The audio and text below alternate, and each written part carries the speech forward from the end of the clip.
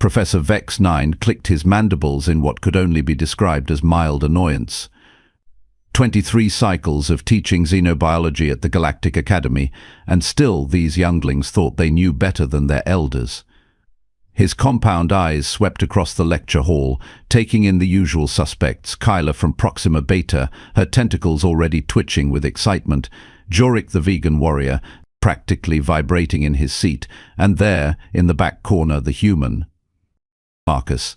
That was his name. Marcus Webb. Today, Vex 9 announced, his voice carrying that special tone professors reserved for particularly unpleasant surprises. We begin the practical examination portion of Survival Biology 401. A collective gasp rippled through the classroom. Well, what passed for gasps when you had beings with gills, spiracles, and various other breathing apparatus all in one room? But Professor, squeaked Lila, a delicate creature from the crystal moons of Andromeda, you said the practical wouldn't be until next semester. Vex 9's mandibles clicked again, this time in what the students had learned to recognize as his version of a grin. Not a pleasant sight, considering he had roughly 47 teeth. I lied. How wonderfully naive of you to trust your instructor without question. Your first lesson in survival: expect deception. The human in the back corner hadn't moved. Hadn't even looked up from whatever he was scribbling in that primitive paper notebook of his. How quaint. In an age of neural interfaces and quantum data storage, the human still used tree pulp and chemical ink. The test is simple, Vex 9 continued, his voice dropping to what he considered a dramatic whisper. You will be dropped on a Class X death world. You have 72 standard hours to survive. No equipment, no assistance, no communication devices. Jorik's warrior pride kicked in immediately. Hey, child's play. My people have conquered 17 death worlds. Your people? Vex 9 replied with the patience of someone explaining basic mathematics to a particularly slow mineral, conquered those worlds with armies, weapons, and support ships. You, my overly confident friend, will have nothing but your wits and whatever pathetic survival instincts evolution has blessed you with. The human finally looked up, just for a moment. His brown eyes met Vex 9's compound ones, and there was something there. Something that made the professor's exoskeleton itch in a way he couldn't quite identify. Then Marcus went back to his notebook. The chosen world, Vex 9 announced with theatrical flair, is Kepler 442 billion. A lovely little paradise featuring acid rain, carnivorous plants, atmosphere with oxygen levels that will make most of you dizzy, and gravity 1.7 times galactic standard. Kyla's tentacles went pale. Professor, surely there are safety protocols. Oh, absolutely. Emergency beacons will activate if your life signs flatline. We'll retrieve your corpse with the utmost care and respect. Vex 9 paused for effect. The survivors will receive full marks.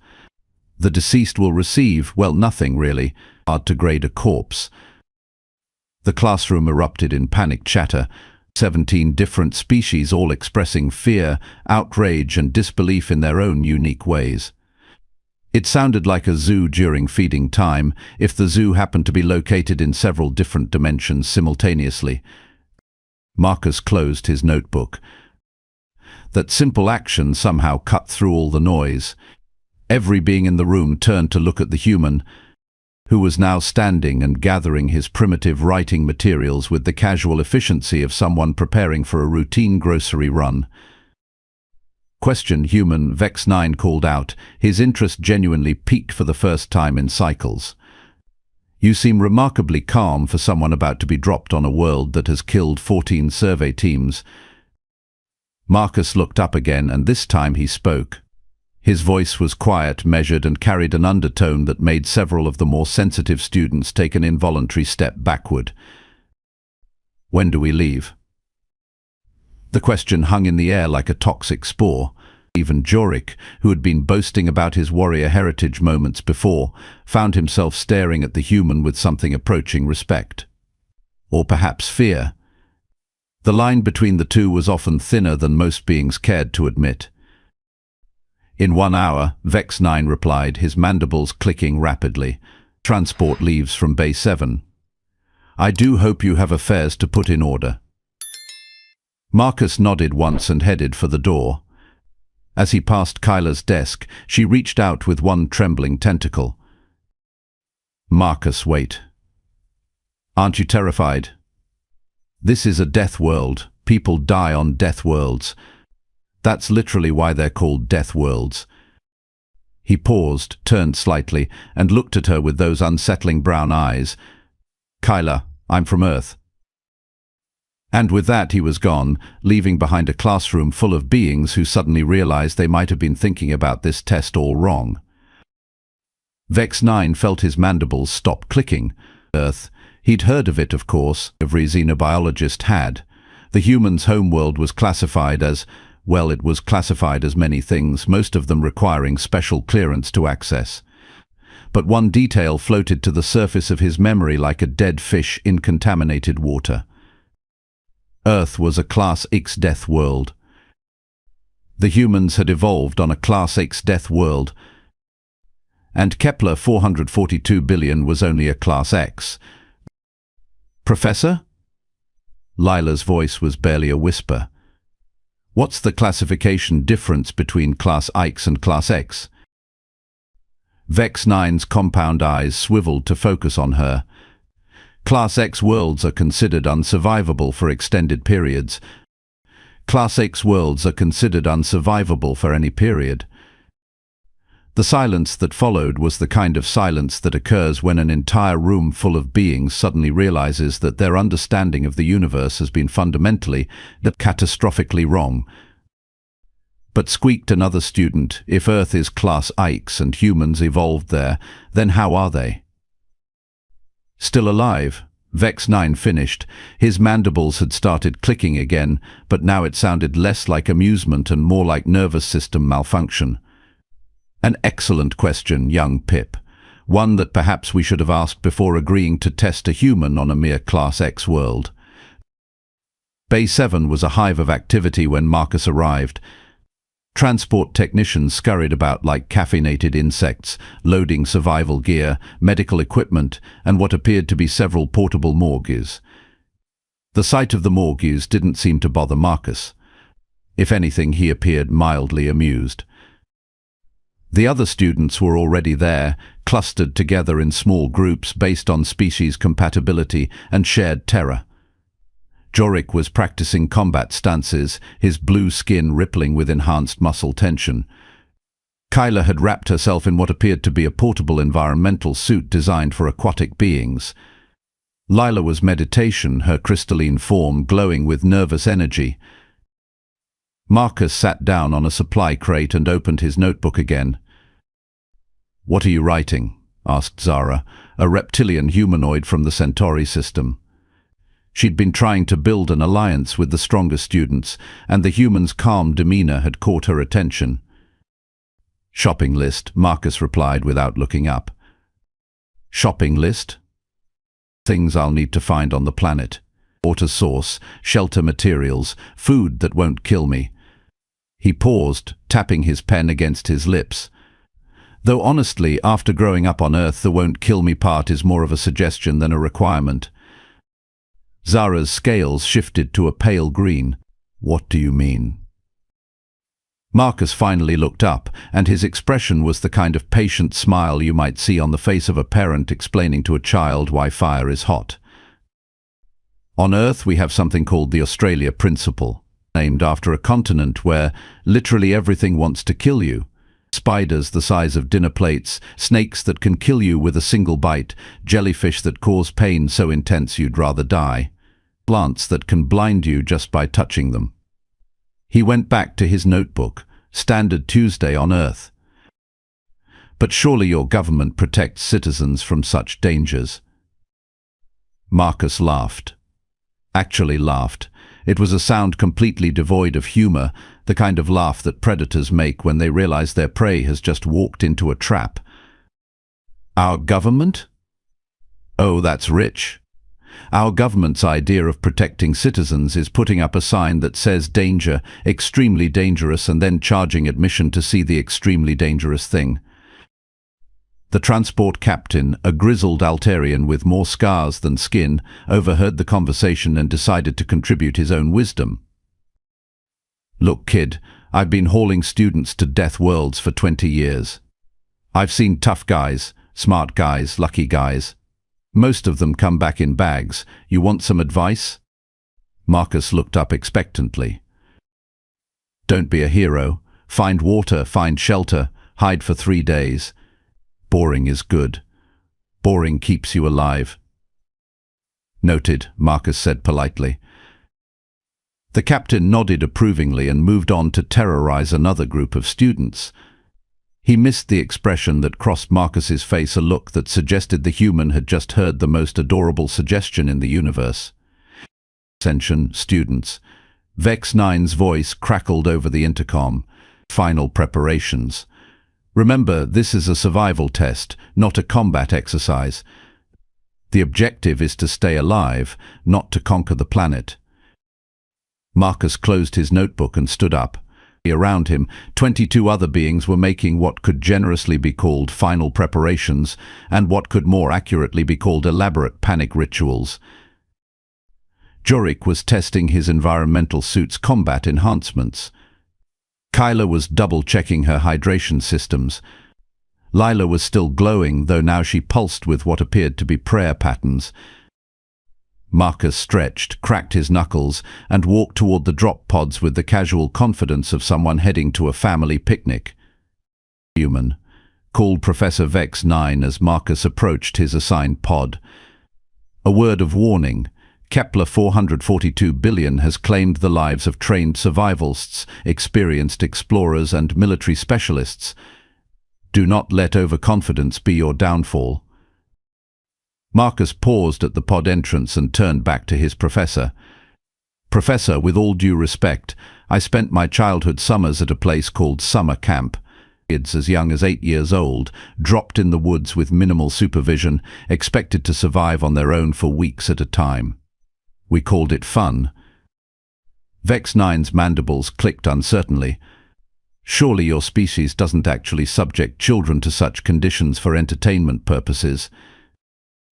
We also have something called extreme sports, Marcus continued conversationally. Humans voluntarily throw themselves off cliffs, into rapids, down mountains, all for the sheer joy of almost dying. We have entire industries built around recreational near-death experiences. The professor's compound eyes began to twitch. Oh, and Professor? Earth's classification as a Class X death world. That's the rating for our nice parts. It's the parts where most people live. The parts we've made relatively safe through thousands of years of civilization and technology. Marcus smiled, and for the first time Vex 9 saw something in that expression that made his exoskeleton want to molt immediately. I'm from Montana. With that, Marcus disappeared into his drop pod, leaving behind a professor who was beginning to suspect that this test might not go exactly as planned. The drop pods launched 30 seconds later, streaking through Kepler 442 billion's acid-tinged atmosphere like falling stars. Inside pod 23, Marcus Webb sat quietly, hands folded, watching the atmospheric readings scroll past on his display. External temperature, 47 degrees Celsius. Atmospheric pressure, 2.3 standard. Oxygen content, 31%. Precipitation, sulfuric acid, light to moderate. He nodded thoughtfully. Not bad. Certainly better than that camping trip in Death Valley when he was 12 and the air conditioning in the family car had broken down. The pod's impact was jarring but manageable. Marcus waited for the atmospheric sensors to confirm the air was breathable, then cracked the hatch and stepped out into his new temporary home. The landscape that greeted him was alien but oddly familiar. Twisted trees that looked like they'd been designed by someone with a grudge against conventional botany. Purple grass that moved without wind. In the distance, the sound of something large and probably hungry announcing its presence to the neighborhood. Marcus took a deep breath, tasting the metallic tang of the atmosphere, and smiled. "Home sweet home," he said to no one in particular, and began to walk toward what looked like a reasonable place to start not dying for the next 72 hours. Behind him, his drop pod's emergency beacon remained reassuringly silent. Around him, 22 other emergency beacons began their countdown to activation. 6 hours into the test, Professor Vex-9 was seriously considering early retirement. Maybe a nice quiet job teaching remedial mathematics to pacifist herbivores. Anything that didn't involve monitoring life signs from students scattered across a planet that seemed personally offended by the concept of survival. The monitoring station's screens painted a grim picture. Pod 7, emergency beacon activated after Jorik attempted to wrestle something the sensors couldn't properly classify. Pod 12, Kyla's beacon triggered when she encountered what the computer diplomatically labeled as aquatic hostiles. Pod 3, Lila had lasted an impressive 4 hours before her beacon activated during what appeared to be a philosophical disagreement with a carnivorous plant. 17 beacons total.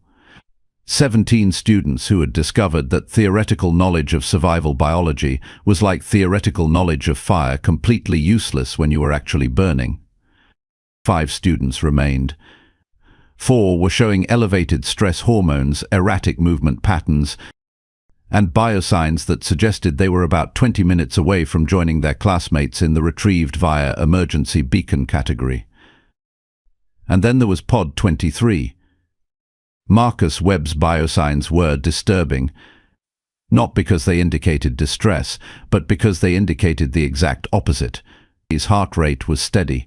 His stress hormones were actually lower than they'd been during lectures. His movement patterns suggested someone taking a leisurely stroll through a park rather than fighting for survival on a death world. The computer, Vex-9, clicked irritably, "Run a diagnostic on Pod 23's monitoring equipment." Diagnostic complete. All systems functioning within normal parameters. Run it again. Diagnostic complete. All systems functioning within normal parameters. Vex-9's compound eyes focused on the display showing Marcus's current location. According to the sensors, the human had spent the first 2 hours constructing what appeared to be a shelter. Then he'd taken a nap, on a death world, for 3 hours. Now he was moving again, but the movement pattern was all wrong. Instead of the frantic, desperate searching of someone looking for water or food, Marcus appeared to be shopping. He'd move to a location, spend a few minutes there, then move to another location with the methodical efficiency of someone working through a list. Which, Vex-9 realized with growing unease, was exactly what the human had said he was doing. The professor pulled up the atmospheric readings from Marcus's location. Acid rain, check. Carnivorous flora, check. Atmospheric toxins that should have had the human hallucinating by now, double check. Marcus's biosigns suggested he was having the time of his life. A communication alert chimed. Vex-9 answered it with the resigned attitude of someone expecting more bad news. "Professor, this is Captain Rex on the rescue ship. We've picked up 17 students so far. Medical says they'll all recover, but honestly, some of them are in pretty rough shape. That warrior kid tried to arm wrestle a Kepler strangler vine. The aquatic one met some local wildlife that apparently took her tentacles as a personal challenge. And the human." A pause. "What about the human? His beacon hasn't activated." "I know his beacon hasn't activated. That's the problem. His biosigns indicate he's treating this like a vacation." Another pause, longer this time. "Professor, did you say the human is from Earth?" "Yes, why?" Oh no, Professor, do you know what Earth's classification is in the Galactic Threat Assessment Database?" Vex-9 felt his exoskeleton begin to itch again. "Class X Death World. I looked it up after class." "No, sir, that's the old classification." Earth got reclassified last cycle after the survey teams filed their updated reports. The itching was getting worse. What's the new classification? Class She, sir, with a special notation. What kind of special notation? And recommend immediate quarantine. Dominant species shows signs of weaponized evolution. Approach with extreme caution. Do not engage in survival competitions with natives. Vex 9's mandibles stopped clicking entirely. Class G. Yes, sir. The human's homeworld is officially classified as more dangerous than the planet you dropped them on. By 2 full categories. The line went quiet except for the gentle hum of monitoring equipment and the sound of Vex 9's worldview collapsing into tiny, manageable pieces. Meanwhile, on the surface of Kepler 442 billion, Marcus was having what he would later describe to his friends as a pretty decent Tuesday. He'd found a cave system that provided excellent shelter from the acid rain, an underground spring that filtered naturally through volcanic rock, and a grove of local fruit that tasted remarkably like a cross between pineapple and victory. The local wildlife had been initially problematic, but Marcus had solved that issue with a combination of creative thinking and childhood memories of dealing with his Uncle Dave's farm. Uncle Dave had always said that the secret to handling aggressive animals was to be more aggressive than they were. Uncle Dave had been talking about bulls and angry roosters, but the principle seemed to translate well to alien predators. The thing that looked like a cross between a grizzly bear and a customer service representative had learned this lesson after attempting to claim Marcus's cave. It was now keeping a respectful distance and occasionally bringing him what appeared to be peace offerings in the form of local delicacies. Marcus was currently engaged in what he considered light reconnaissance, but what a trained xenobiologist would have recognized as comprehensive ecosystem analysis. He'd identified 17 species of edible plants, mapped the local water sources, catalogued the behavioral patterns of 12 different predator species, and established what could only be described as a rudimentary diplomatic relationship with the local apex predators. He was also building improvements to his shelter, because while the cave was adequate, Marcus had been raised by a father who firmly believed that adequate was just another word for could be better if you applied yourself. "Okay, let's see what we've got here," he muttered, consulting his notebook. The paper was slightly damp from the atmospheric moisture, but still perfectly readable. Shelter upgraded, water secured, food more than I can eat, local politics surprisingly manageable. He looked up at the purple sky, where Kepler 442 billion's twin suns were beginning to set, painting the landscape in shades that would have been beautiful if they weren't caused by atmospheric toxins. As defense systems, he continued, checking items off his list. Perimeter established. Early warning system operational. Backup plans are through F documented. Marcus paused and looked around his small domain. In less than 18 hours, he'd gone from crash-landed student to what could reasonably be described as a local warlord. The bear thing was now working as his unofficial security chief. A family of creatures that looked like armored meerkats had taken up residence near his cave and seemed to be operating as an intelligence network. Even the carnivorous plants had reached some kind of understanding with him after he'd helped them relocate to a spot with better drainage. "You know what?" he said to himself, "I could get used to this." His peaceful reflection was interrupted by a sound he hadn't heard in almost a day, another human voice, transmitted through his pod's emergency communicator. "Attention remaining students. This is Professor Vex 9. I am implementing emergency protocols. All surviving students are to activate their emergency beacons immediately. This is not a request." Marcus looked at his communicator with the expression of someone who had just been told that recess was over. "Marcus Webb, if you can hear this, activate your beacon. That is a direct order. The test is concluded." Marcus considered this for a moment. On one hand, he was a student and Vex 9 was his professor. On the other hand, he'd just spent the better part of a day building something that was starting to feel like home. He keyed his communicator. "Professor Vex 9, this is Marcus Webb, Pod 23. The response was immediate and carried the unmistakable tone of someone who had been deeply concerned and was now deeply relieved. "Marcus, thank the void. Are you injured? Is your equipment functioning? Can you reach your emergency beacon?" "I'm fine, Professor. Equipment's working great. Beacon's right here." "Then activated immediately. We're extracting all remaining students." Marcus looked around his cave, where the bear thing was now sleeping peacefully in the corner and the armored meerkats were sharing what appeared to be local fruit with their young. Through the cave entrance he could see the landscape he'd spent the day learning to understand and, in his own way, to love.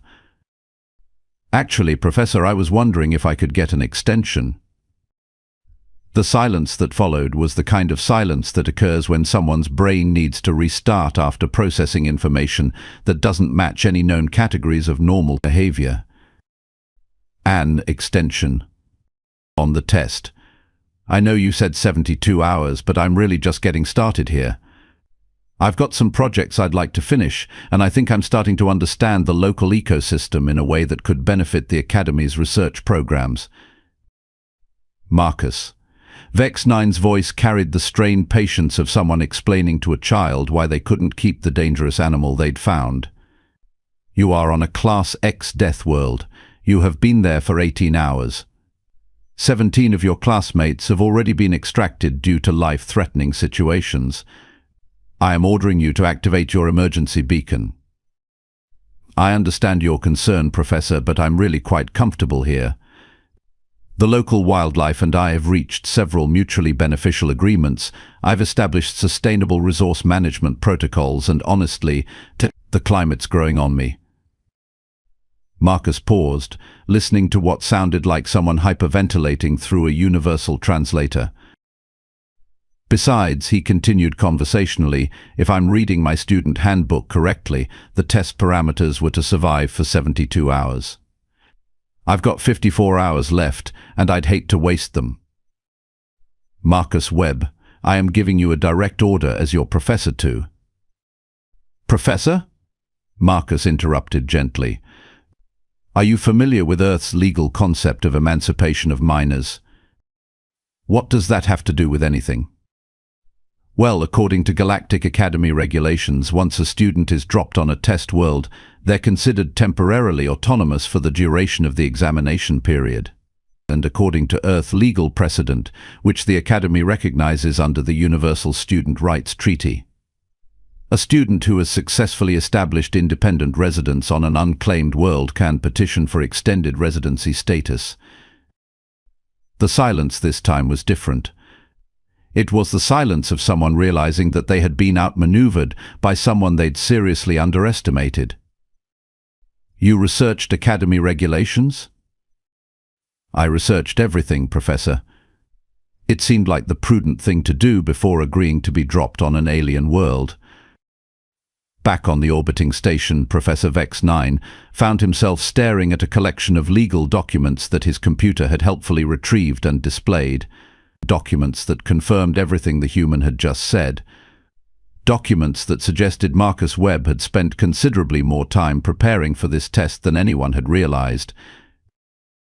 "Marcus," he said carefully, "what exactly are you proposing?" "I'd like to complete the full 72-hour test period, Professor, for educational purposes.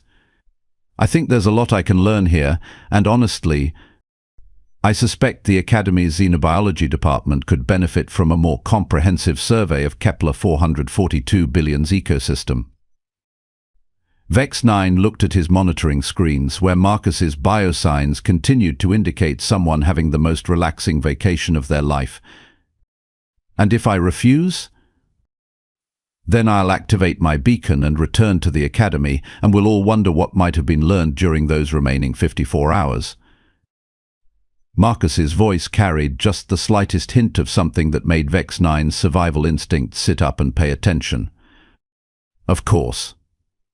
Marcus continued thoughtfully. I should mention that I've been keeping detailed notes on everything I've observed here. Behavioral patterns, ecosystem dynamics, resource distribution, optimal survival strategies. The kind of information that could be quite valuable to future xenobiology research. You're blackmailing me with homework.